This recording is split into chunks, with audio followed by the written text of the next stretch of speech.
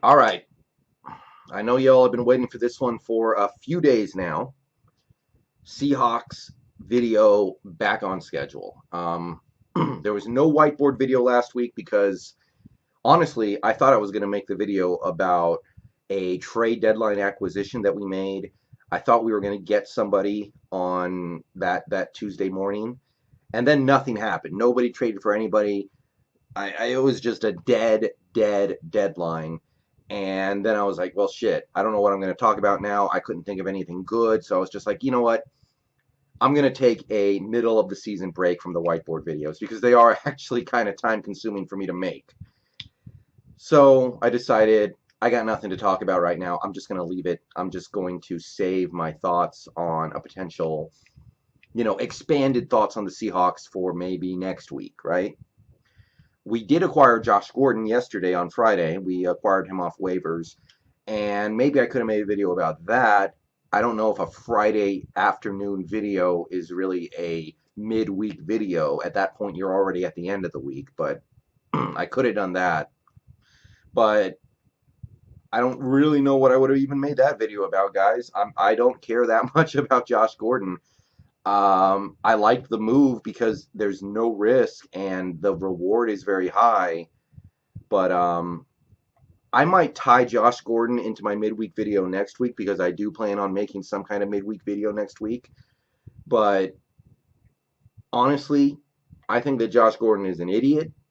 I don't trust anybody who throws away a NFL career where you could make $100 million so you can smoke weed because people keep telling me that weed is not addictive.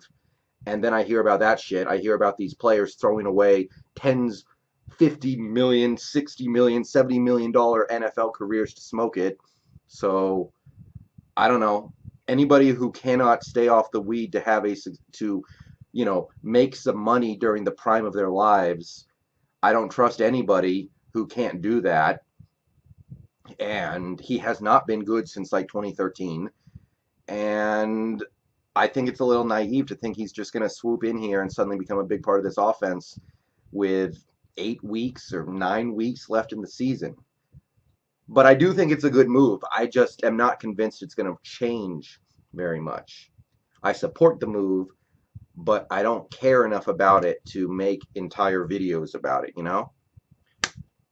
But basically, I'm focused on the next game in this video, and Josh Gordon has nothing to do with this game against Tampa Bay. He is not going to play. So, Tampa Bay Buccaneers, home game for the Seahawks, 2-2 record at home.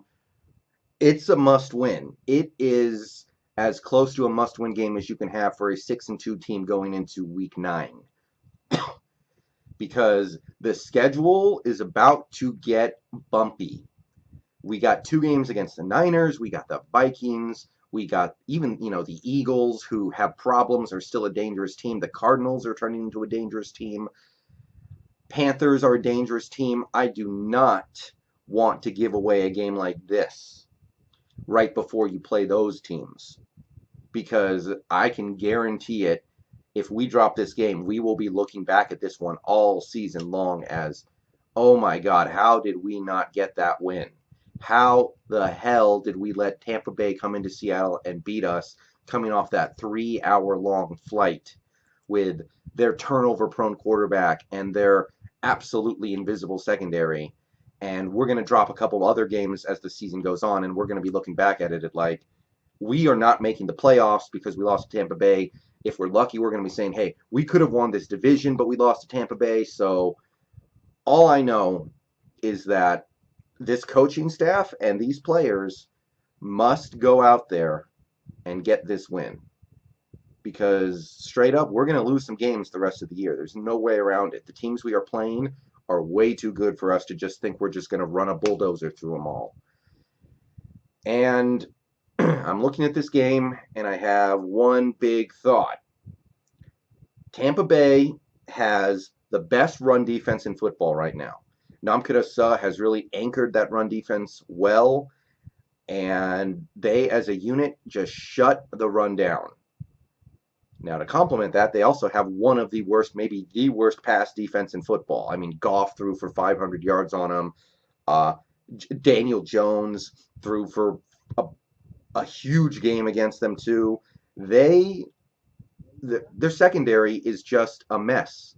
And to me, even though they have Shaq Barrett, good defensive end, he's really revitalized his career after being a complete bust in Denver. Even though they have Suh, who even at this tail end of his career is a guy who can collapse the pocket and get pressure on the quarterback, we need to open up the passing game this week more than ever. We need to just sling the rock around 40 times because it's not supposed to rain tomorrow, as far as I know. And we've got Lockett, we've got Metcalf, we've got the fleet of weapons to let Wilson just sling it around. Because we also don't have Justin Britt. We got Joey Hunt out there, and Joey Hunt, he's a little small and he's not as strong as Britt was. He is a little quicker and more agile, maybe, but his skill set lends itself better to a pass-first offense. We cannot expect the same results running those inside zone runs against anybody when we have Hunt out there versus Britt. We certainly can't expect it against a team like Tampa Bay.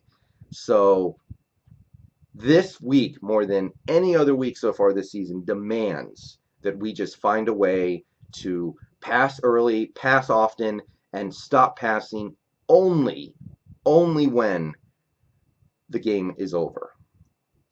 So I want to see 35 to 40 pass attempts, unless we get up 50 to nothing in the first half or something like that. If the game is over, the game is over. I understand that, but I want to see a lot of passing attempts. I want us to see us test that secondary, do whatever we have to do to contain Shaquille Barrett, who's having a monster season, because other than him and to a certain degree Sue, they don't have anything in their pass defense that really scares me. Their secondary is playing poorly. They're giving up big plays. We should be able to eat on that pass defense.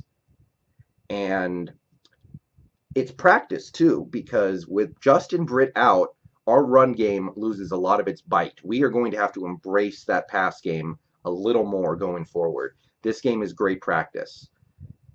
And our defense, look, last week I saw the pass rush come to life a little bit. I liked what I saw from the pass rush. Matt Schaub just did a great job of getting the ball out of his hands quickly on a lot of plays. We got a lot of pressure with Clowney. I even saw, Anza get some pressure. Kendricks got some pressure. I saw good stuff out there. And Schaub did a good job of dumping the ball off and getting the ball out of his hands quickly. And that's why we only had the 2 sacks. Winston, I don't know if he's going to do that. Winston is a guy who likes to go for the big play. Winston is a guy who likes to chuck it down the field. I don't know if he's going to be the guy who can dump it off a lot against this defense if we get pressure. So I want to see more pressure.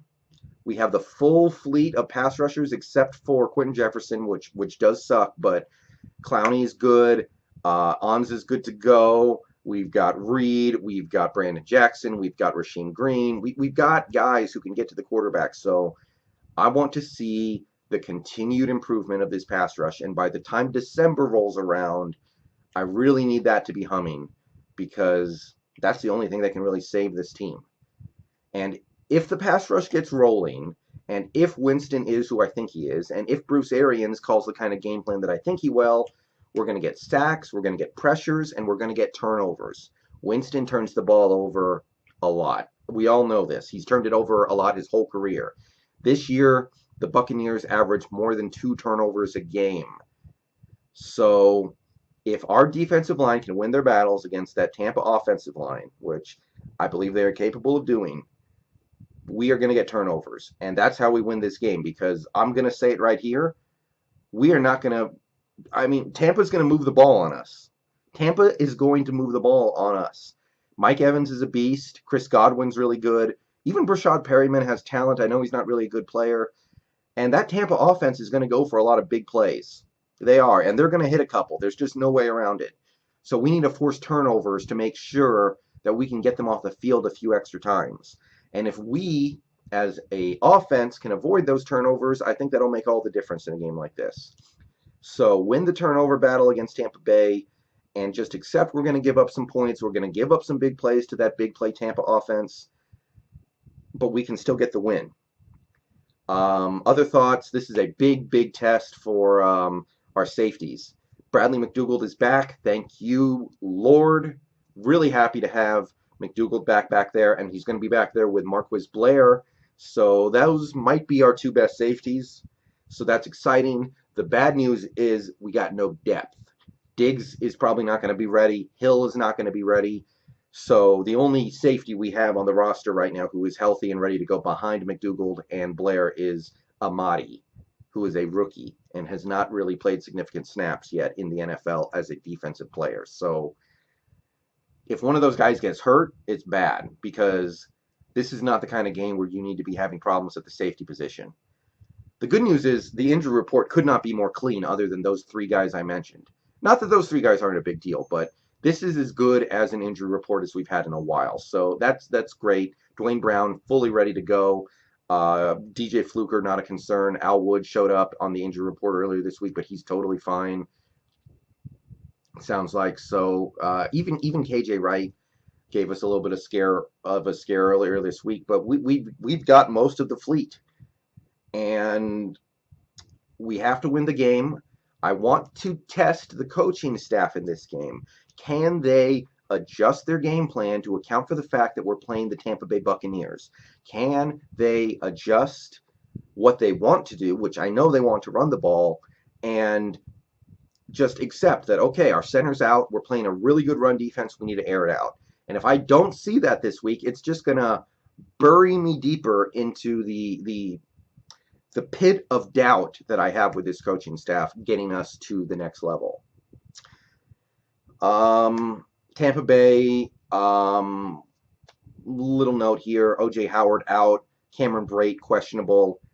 We all know that the Bruce Arians offense doesn't really like to use tight ends anyway, so not a big deal. But yeah, this is the last bad team we play this year. A whole rest of the way, the worst team we play is probably Arizona, and they are clearly not bad. So see you guys later. Go Hawks. I'll make a video tomorrow after the game. Maybe I'll live stream after it. Yeah, go Hawks.